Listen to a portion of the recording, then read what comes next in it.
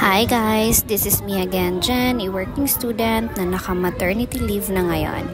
So, welcome to another mini vlog of my life. I know it's been a while since nakapag-mini vlog ako sa daily routine ko. Pasensya na, medyo naging busy ako sa mga morning exercise ko para makaraos na. And yes, as you can see, buntis pa rin po ako. In 38 weeks na ako today. Praying and hoping na sana this week is makaraos na tayo since gustong-gusto ko na talagang iire ang batang ito na nasa tiyan ko. Diyos ko naman, ayaw pa niyang lumabas, be. Puro false labor lang yung binibigay niya sa akin. Akala ko yun na, hindi pa pala. Diyos ko naman.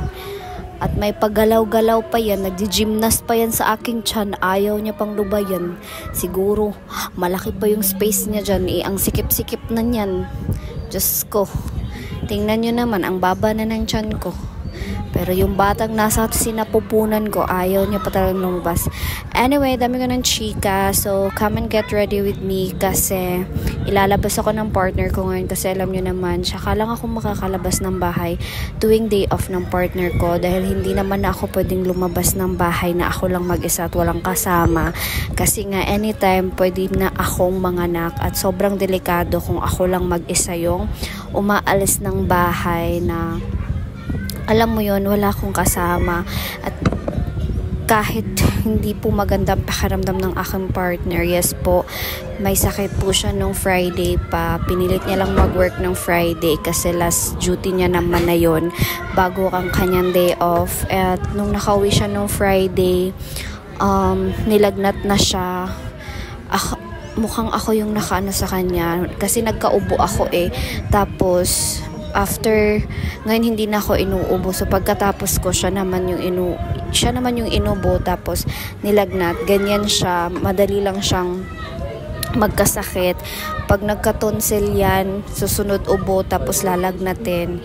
And syempre, pag may nilalagnat or ganyan ako, hindi ako masyadong makatulog pag alam kong may nilalagnat, especially yung partner ko. Pinipilit niya lang maging maging malakas, pero hindi pa talaga siya yan okay. Tapos, since hindi pa nga siya pwedeng maligo dahil may sakit pa siya, so pinunasan ko na lang ng wipes. Pero nag-half bath naman siya. Pero ang weird kasi tuwing gabi lang lumalabas yung lagnat niya. Pag umaga, okay siya. Ubo lang yung nagpaparamdam. Pero pag gabi, dun siya umiinit talaga.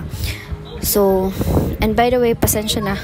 Medyo maingay kasi parang may birthday dito sa kapitbahay namin. And also, by the time na makita nyo itong mini vlog or by the time na ma-upload ko ito is nakauwi na kami galing sa kung saan kami pupunta. Hindi. Pupunta lang kami sa SM downtown kasi since hindi nga ako makapag-walking or medyo 2 days na ata ako hindi nakapag-walking. So, we decided na sa SM downtown kami maglakad-lakad para ma-exercise ako. As of now, cramps pa rin yung nararamdaman ko. Masakit yung likod ko. Pero hanggang dun pa lang talaga. Probably magpapa-IE ako Monday or Tuesday. Titingnan ko kung open na ba yung cervix ko or what. Kasi, ayun nga, 38 weeks na ako at wala pa rin ako, hindi ko pa rin alam kung open na ba yung cervix ko or what. But, hoping, sana, dinggin ng aking anak ang aking hiling na lumabas na siya. Kasi talaga naman, gusto ko na siyang hawakan. Naiingit na ako sa mga ibang mami dito na kasabayan ko lang. Pinapanganak na nila yung mga prinsesa at prinsipe nila. Yung prinsesa ko nag-i-enjoy pa sa tiyan ko. Ready na lahat sa kanya. Siya na lang yung hinihintay. Ayaw niya pang lumabas. Diyos ko, pagod na rin ako mag-diet, be. Gusto ko nang kumain ng normal na pagkain. Gusto ko nang kainin lahat ng gustong kainin. Pero ang dami ko nang daldal dito. Ayan, alis na kami kasi baka maabutan pa kami ng ulan. Alam nyo naman, tuwing hapon umuulan tapos malakas pa. So, at may sakit yung partner ko, so hindi siya pwedeng maulanan. Tingnan nyo yung tiyan ko, sobrang laki. Hindi ko alam. Last check up ko is 3 kilos na yung baby ko. But anyway, yan lang muna sa ngayon. Thank you so much for watching. Bye!